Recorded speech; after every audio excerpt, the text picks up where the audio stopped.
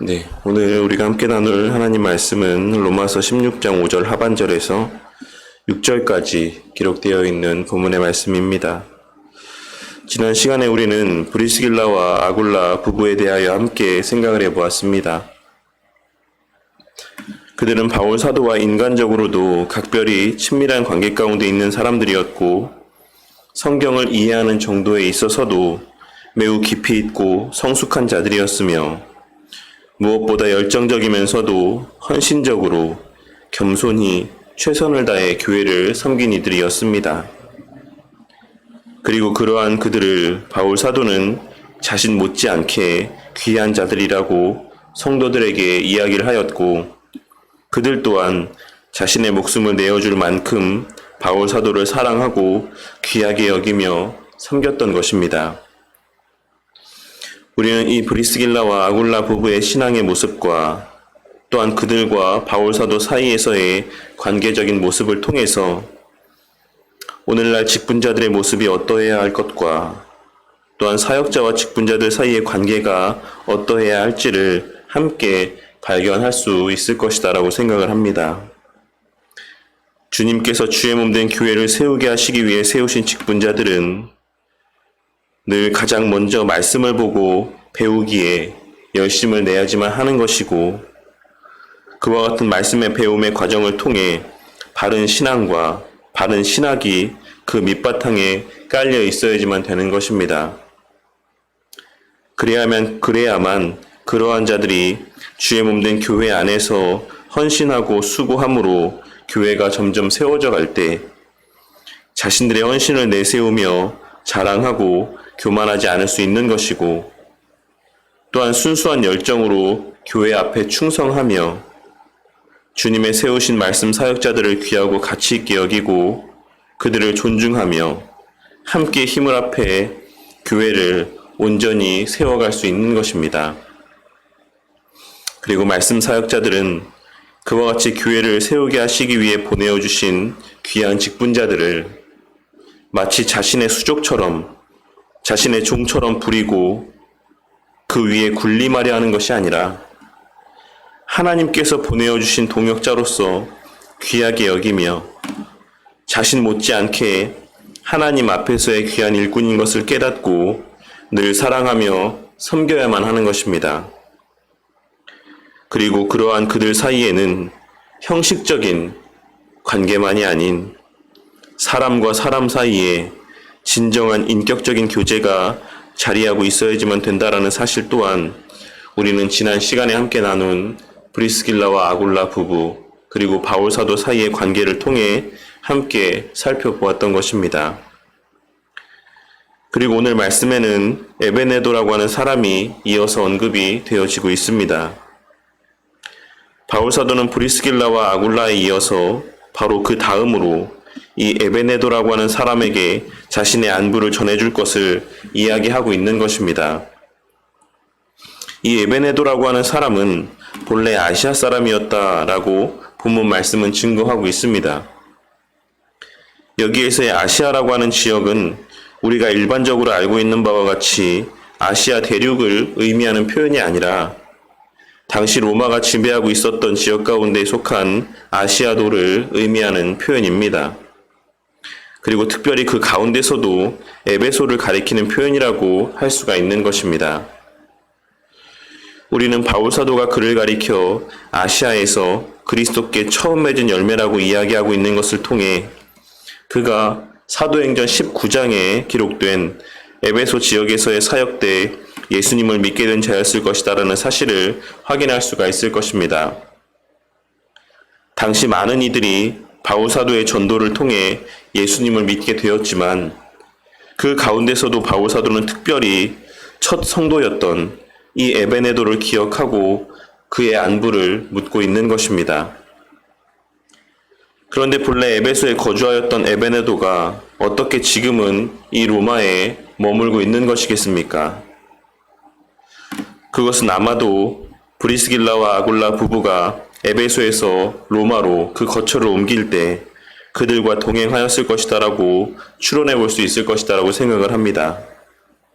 분명한 것은 그가 에베소 지역에서의 첫 회심자였으며 바울 사도가 첫 열매라고 자신 있게 이야기할 만큼 분명한 신앙을 소유한 자였고, 그를 브리스길라와 아굴라 부부와 함께 언급하고 있는 것으로 보아 그들 부부와 친밀한 관계 가운데 가까이 지내고 함께하는 사이였을 것이다라는 사실을 우리는 짐작할 수 있을 것이다라고 생각을 합니다.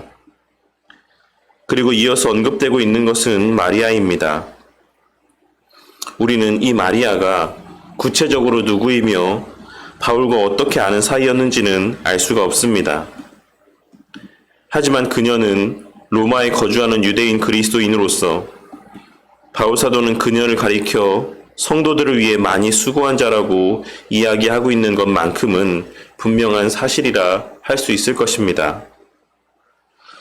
본문에서의 많이 수고한이라고 번역된 표현의 의미는 극도로 피곤한 상태가 되기까지 노동하는 것을 의미하는 표현으로서 바울 사도는 이와 같은 표현을 통해 이 마리아라고 하는 여인의 수고가 그녀가 할 수 있는 최선을 다한 헌신과 수고였다라고 하는 사실을 분명하게 증거하고 있는 것입니다.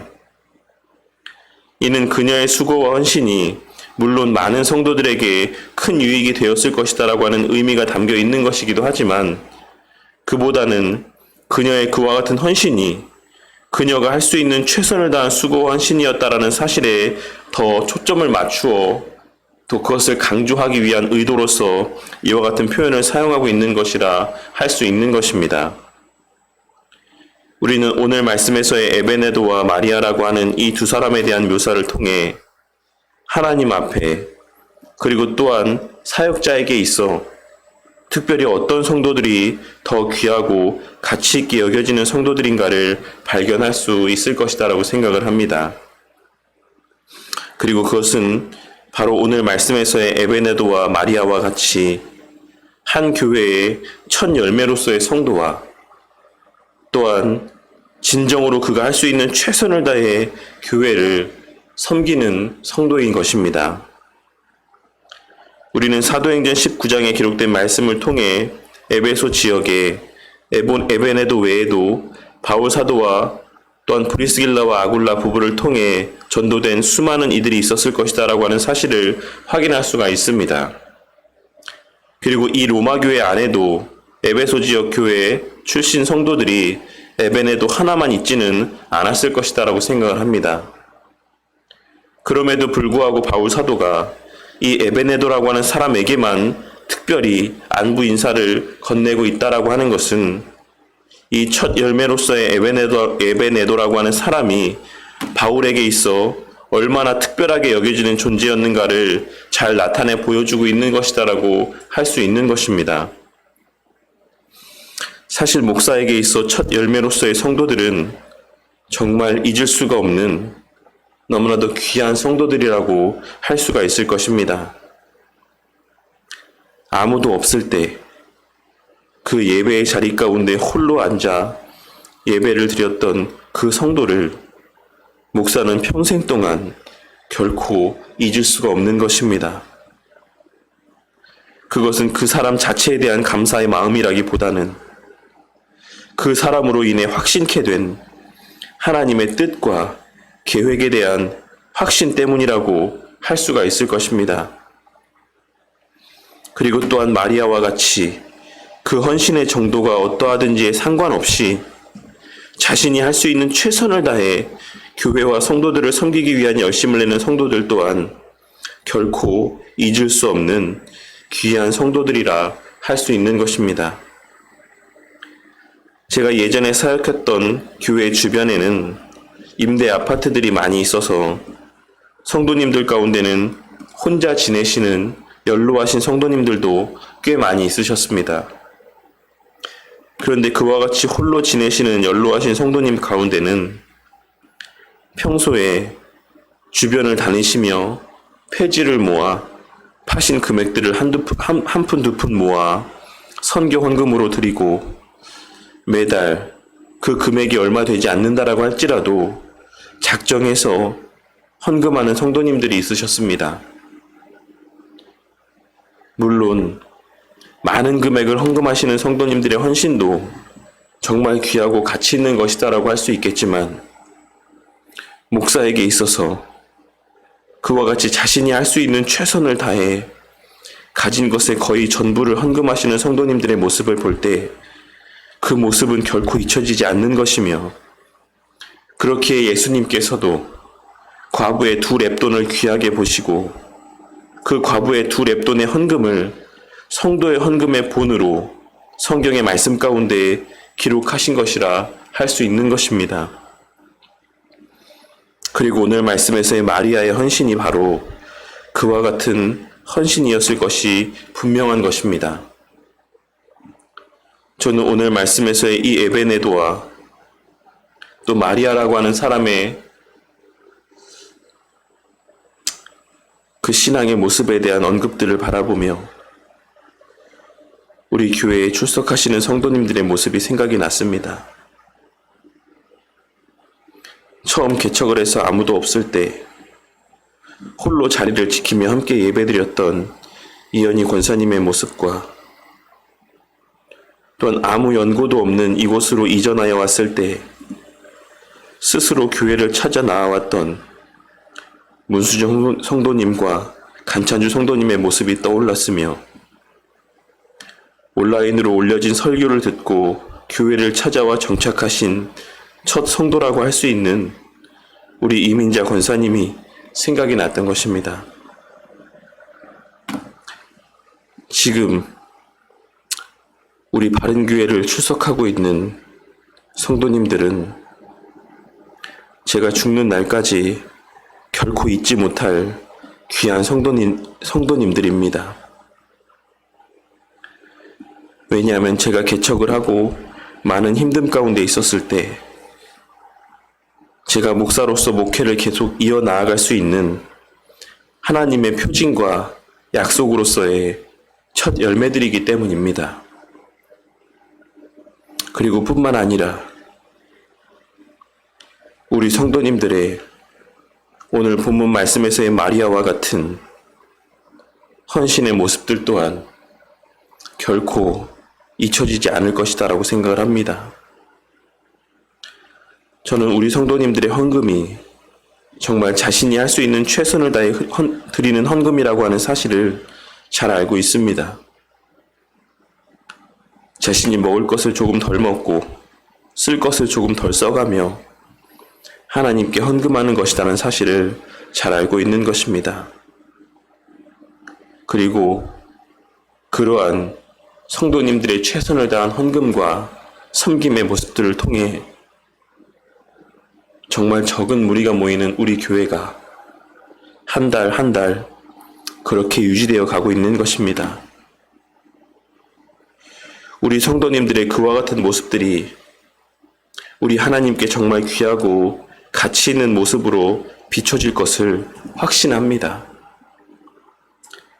저에게 있어서도 그런데 이 교회의 원주인이 되시고 머리가 되시는 우리 주님께 있어 이 교회를 향한 우리 성도님들의 귀한 헌신과 이 교회가 세워져 감에 있어서의 첫 열매로서의 우리 성도님들의 모습은 그 누구보다 귀하고 가치 있게 여겨질 것이 분명한 것입니다.